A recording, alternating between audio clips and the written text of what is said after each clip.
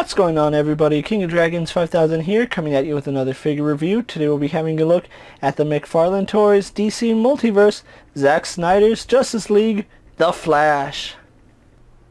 And so here we have the Justice League Flash posed and out of the packaging. Before we take a look at the figure, let's actually run through his accessories. The Flash does come with 4 lightning attachments. We do get one that goes on his right arm, we get one for his left arm, we get one for his right leg, and then of course we get one for his left leg. He of course comes with the McFarlane display stand. Other than that, this Flash doesn't come with anything else, unfortunately. So with that out of the way, let's actually take a closer look at the Flash. And so here we have a closer look at the McFarlane Justice League Flash, and overall I really do like this figure. It came out really nicely, but my one complaint is a lack of paint. This figure has so much nice detail on it, it's almost lost because he doesn't have that much paint on him. There's a lot of places right here on his helmet that there should be some kind of wash, like right here on the innards of this part. Right here on this lightning bolt, it would have been nice to see some detailing right there. Besides the gold on the ear and then his flesh tone, there really isn't too much paint on here, which is unfortunate because again, it has so much nice details that it gets lost in the sculpt because it's just solid. And it's even more prevalent right here on the back of his helmet, where you can see that it has these nice parts that should be highlighted, and then these deeper recessed areas that should have like a darker color in them, and it just gets lost in the sculpt. It's a really fantastic sculpt. I mean, look at all this detailing right here on his neck piece. Just right here in general, there's a lot of sculpted detail, but we don't have any paint, no differentiating textures in the paint. It's just solid red, dark red, and that's pretty much all we get with some accents of gold. And I really am upset about that because again, just look at how nice this looks. We get this really nice panel right here, and then we have these straps which should be painted silver, but they're not. They're just left red, and it's really prevalent along this figure. As you can see, we have these that should be painted silver. All these little tubes should be silver, especially right here on the back. A lot of his detail is lost due to the lack of paint, and you can even see they painted over these when they shouldn't be painted over. Again, really nice straps, really nice detail, but it gets lost in the lack of detail or in the lack of paint. Like right here, these ones right here, these little straps should be silver. We have some more straps that should be silver. They painted over the straps, and then right here you can see they didn't quite paint right here. I don't know why they didn't continue the paint job down here. It's kind of noticeable, especially when you move his torso around, that he feels a little incomplete. And it's really noticeable on Flash. It's not as noticeable on any other figures other than Flash and Batman. But yeah, Flash here feels incomplete, and it doesn't even look like they sculpted his straps on his arm. It looks like just the panel lining right there. And again, we do have these nice hints of gold, which are accurate, but I would have really loved to see some more detailing here. Now, his arms really don't have any spots that have detailing because they didn't sculpt the wiring on his arms. I don't know why they didn't sculpt the wiring. You can see right here on the inside of the arm, we kind of get a strap, but it kind of just fades off into obscurity, which is kind of weird. I don't know why they did that. Really do like the gold. If I can give this figure praise, it's sculpt. The sculpt is beautiful. It really does look really good, but a little bit of paint would go a long way. I mean, just look at these. These should be painted silver. There's a lot of spots that should be silver, but they're not. They're just left molded red. It is a little bit of a buzzkill, especially because of how nice this figure could have looked if it had had like a darker wash to bring out some of those details along with the silver paint. It's just a missed opportunity in my honest opinion, and I really don't want to see McFarlane redo this figure with proper paint, because that would be, that's something that Hasbro does a lot, and I don't really like that. So yeah, overall, he looks nice. The figure overall does a good job of capturing the look of Flash, but it is missing some of the finer details, and that's one thing that I will keep criticizing this figure, is a lack of paint. McFarlane does seem to be lacking in the paint department more recently. I wonder if it's to keep these at $20. Maybe, I don't know what it could be that's causing him to not use paint on figures that really do need the paint. It's upsetting, to be quite honest. So with that out of the way, guys, let's actually get the Flash compared to other figures you may have in your collection.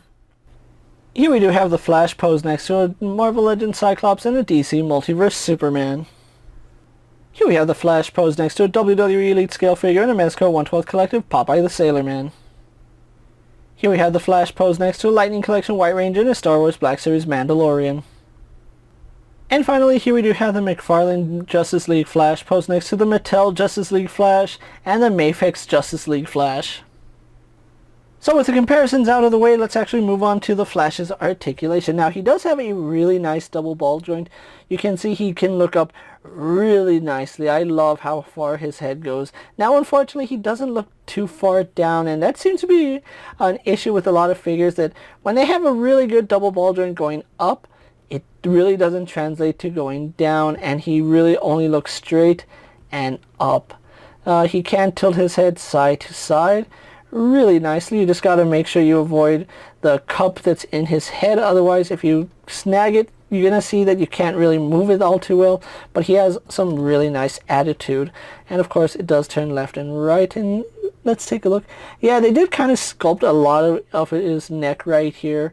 So that's pretty much what's hindering the downward movement. So yeah, there is that, unfortunately. Now, he does have a ball joint here in the shoulder, which does provide forward and back movement, does provide up and down movement, and of course, arm does go out to the side really far. I do like that. It goes all the way around. We do have a bicep swivel, which works fine. Double bend in the elbow, looking really nice with that bend.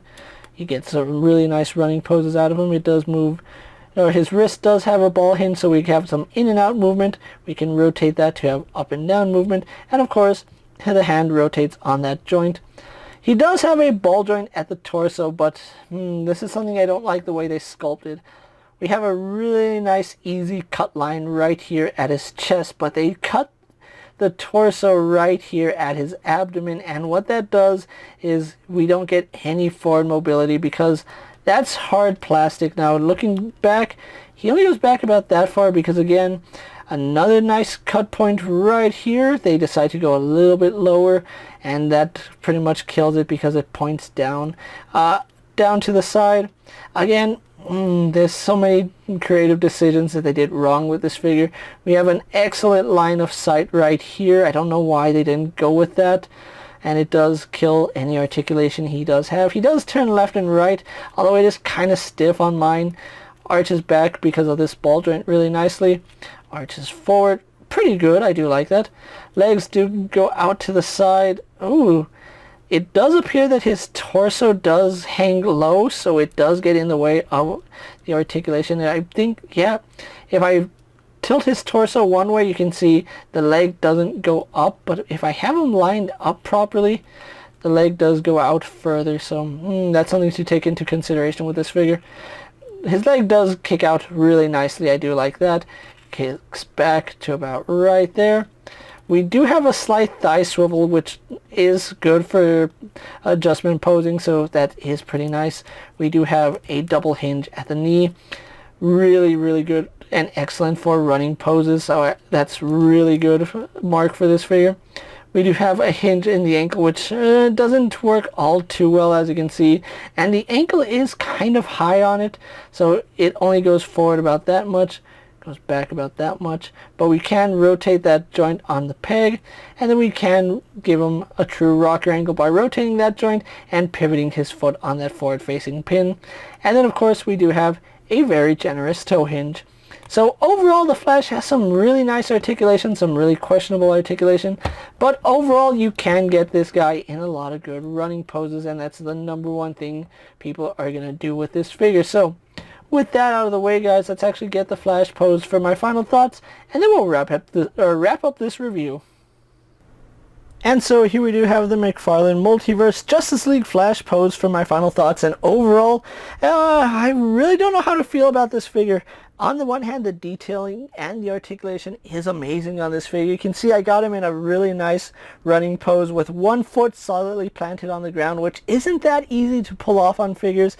So I gotta give him credit for designing a figure that can do this. Now, where I do have issues is with the abdomen articulation and the paint. If they had just adjusted where the articulation point was on the abdomen, this figure would work so much better. And paint. This figure needed a lot of paint. There are some areas that should be a darker red, a lighter red, and then that really deep red that we see on the figure already, as well as the silver straps that should go all throughout the figure. You saw in the Mafex and the Mattel version, they painted on the silver straps and it looks so much better than just solid red. If the costume was solid red in the movie, I would have no problems. However, the Flash doesn't have a solid red costume. Those silver straps seem to keep the costume connected, and it is prevalent on this figure that it looks a little odd when those silver straps aren't there. If you're looking at the finer details, yeah, you will notice that, but overall I still highly recommend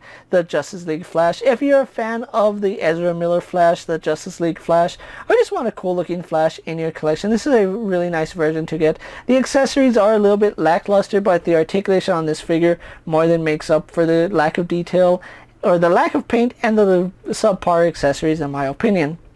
With that being said, guys, I'm King of Dragons 5000. Don't forget to like this video, leave a comment, subscribe to my channel. Go ahead and check out all my other action figure reviews as well as all my other McFarlane DC Multiverse videos. Hopefully you find them informative. As always, if there's a figure you would like to see me review, let me know down in the comments, and if it's in my collection, I'll gladly take a look at it. While you're at it, check out my Instagram account for new and exciting action figure photos, and as always, ring that bell to be notified every time I upload a video. Until next time, guys, I'll see you later. Take care, everyone.